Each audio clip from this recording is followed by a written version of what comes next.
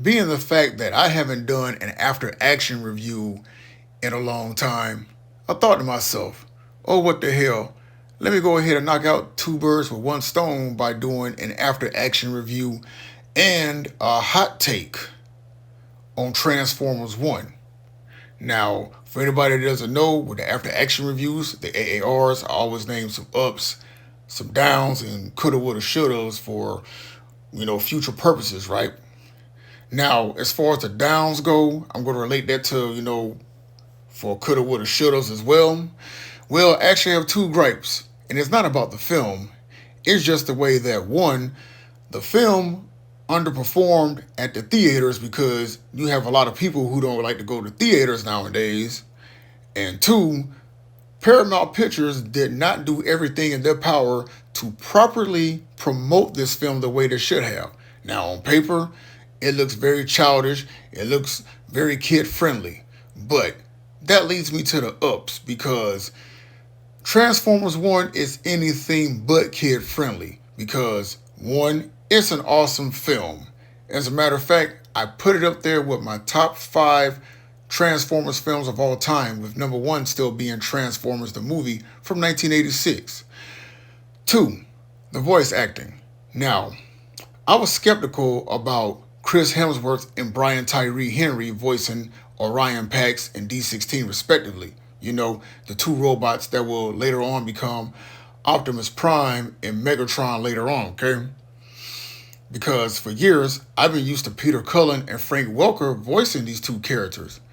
But Hemsworth and Henry bring their own distinctness when voicing these characters. And for that, I can appreciate no copy and paste, not them trying to sound like the guys before them.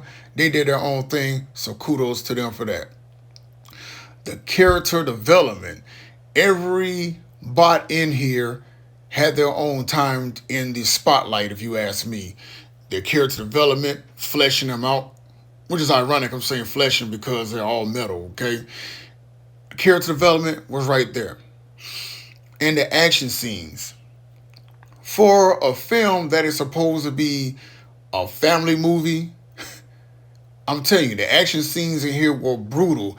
You talking about some robot on robot violence, robots getting ripped in half, heads getting lopped off, and I'm going, you sure this is a kid's movie? Either way it goes, I don't care. My grown ass still liked it because what's more fun than robots beating the shit out of each other? Love it.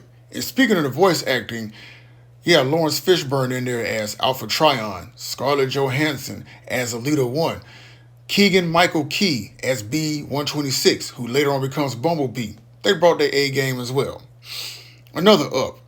This movie takes place on Cybertron, which pretty much means no humans. And speaking of Cybertron, you see the origins of how Cybertron was created. And you're like, see, I love the fact that they're diving into that lore. Love it.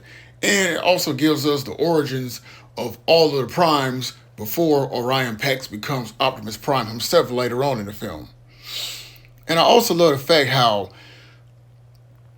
you don't want this to happen because we know Optimus and Megatron end up becoming mortal enemies, but the fact to see them that they were like thick as thieves at one point is very good, which makes it like that much more heartbreaking when you see what happens, which leads me to my hot takes. Now, these are three words that I thought I would never say when it came to Transformers. And you're ready for it? In the 40 years that I've been watching Transformers, I thought I would never say Megatron was right. You heard that correctly. Megatron was right. Because in watching this film, Sentinel Prime had to die. I'll go a step further and say D16, Megatron was not the villain of this movie. Sentinel Prime was, and Megatron dealt with him accordingly. I mean, think about this. You see that Sentinel was the one that literally turned his back on his fellow brothers. And for what? All because he said he was bored and because the Quintessons say, hey, you give us this Energon, you can rule Cybertron.